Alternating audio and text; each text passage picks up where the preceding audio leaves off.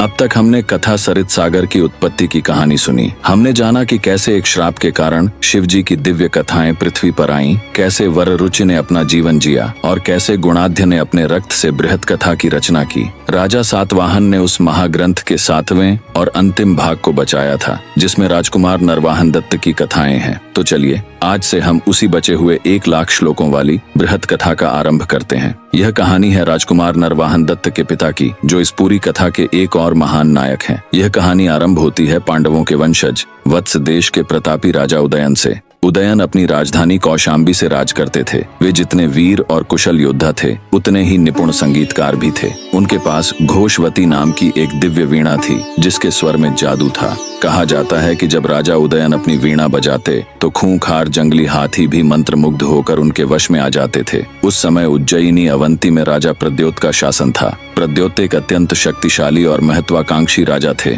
उनकी सेना विशाल थी और उन्हें महासेन भी कहा जाता था। राजा प्रद्योत उदयन को अपना सबसे बड़ा शत्रु मानते थे और उन्हें किसी भी कीमत पर बंदी बनाना चाहते थे, लेकिन उदयन को युद्ध में हराना लगभग असंभव था। तब राजा प्रद्योत ने एक कूटनीति भरी चाल चली। वे जानते थे कि राजा उदयन को हाथियों का और अपनी वीणा से उन्हें वश में करने का बहुत शौक है। प्रद्योत ने अपने कुशल कारीगरों से लकड़ी का एक यांत्रिक हाथी बनवाया। उसे हूबहू असली हाथी जैसा रंगा गया और उसके पेट में कई सैनिकों को छिपा दिया गया। फिर उस नकली हाथी को वत्स देश की सीमा पर एक जंगल में छोड़ दिया गया। जल्द ही राजा उदयन के गुप्तचरों ने उन्हें इस अद्भुत नीले हाथी के बारे में सूचना दी, जो जंगल में अकेला घूम रहा था। एक अनोखे हाथी को वश में करने के लोभ से उदयन स्वयं को रोक नहीं पाए। वे अपनी प्रिय वीणा घोषवती लेकर थोड़े से सैनिकों के साथ उस जंगल की ओर निकल पड़े। जंगल में पहुंचकर उदयन ने उस हाथी को देखा और उसकी सुंदरता पर मोहित हो गए। वे अपने सैनिकों को पीछे छोड़कर वीणा बजाते हुए उस हाथी के पीछे पीछे चलने लगे। वह यांत्रिक हाथी उन्हें घने जंगल के और अंदर ले जाता रहा। उदयन अपनी वीणा के जादू में इतने खोए हुए थे कि उन्हें शत्रु की चाल का आभास ही नहीं हुआ।